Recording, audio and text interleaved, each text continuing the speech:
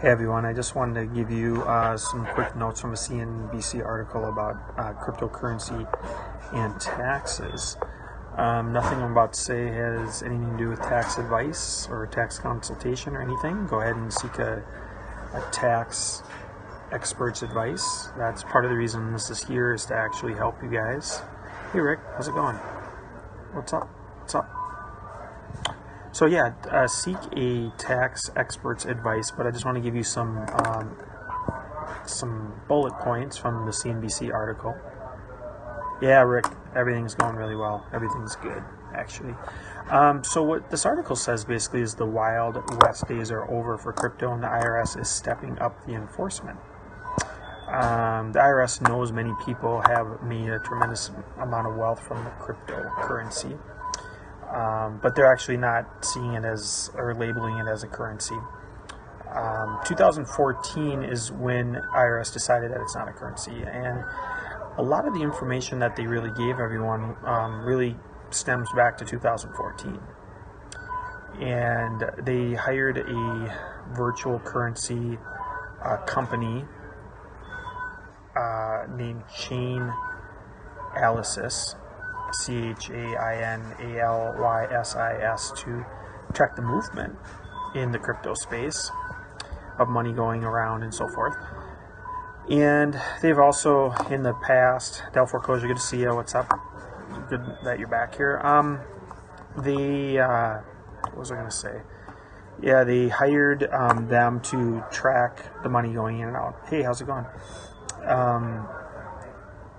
But they haven't been reporting a lot of new stuff other than the fact that it's not a currency. They see it more as like an asset. So if you're just joining us now, I said definitely seek a tax advisor for this information. This is not tax advice or any strategies or anything like that.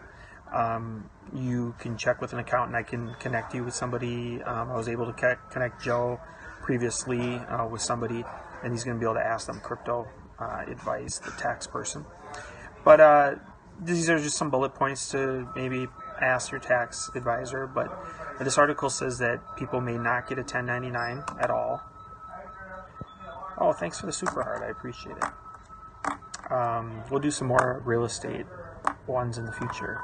Maybe you can chime in on some of the foreclosure stuff as well. I think I've told you before that a lot of my friends here in the local state are some of the top short sale people from the big crash when it happened. They were the big ones doing a lot of closings and stuff. I was helping them with the marketing and so forth. They said that the cryptos are going to be treated like capital gains. Buy or sell, buy or sell using cryptocurrency. If you're buying or selling using cryptocurrency, treating it like, true, Del. Treating it like capital gains. So you're calculating your gains and losses, basically. You're going to be able to log in and do that as well. Generally, as a rule, if you've owned it less than a year, it's short-term capital gains. And if you've owned it longer than a year, then it's long-term capital gains. And that's taxed at a different rate, is generally how it works. So, and it works with other assets as well, so other investments as well. So definitely check with a tax advisor on that. If you need me to connect you with somebody, you can connect with me on Messenger or Instagram DM, and I'd be happy to connect you with somebody. But yeah, definitely keep really good track of all the ups and downs and losses and wins that you're making with these cryptos, because it is going to be something that's going to be on one of your forums come tax time. So other than that, because it's not treated like a currency, so other than that, I will have more scopes in the near future. Holstrom, I am an advocate of investing. I am an advocate of underlying technology. I'm an advocate of long-term investing. So let me see here. This dude is unemployment credit. He has oh my gosh, these people.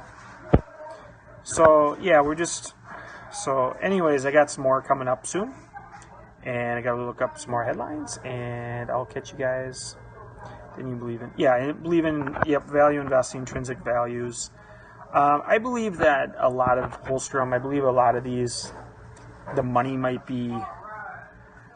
actually be ahead of everything, as far as it just hasn't reached the value yet, I guess would be a better way to explain it.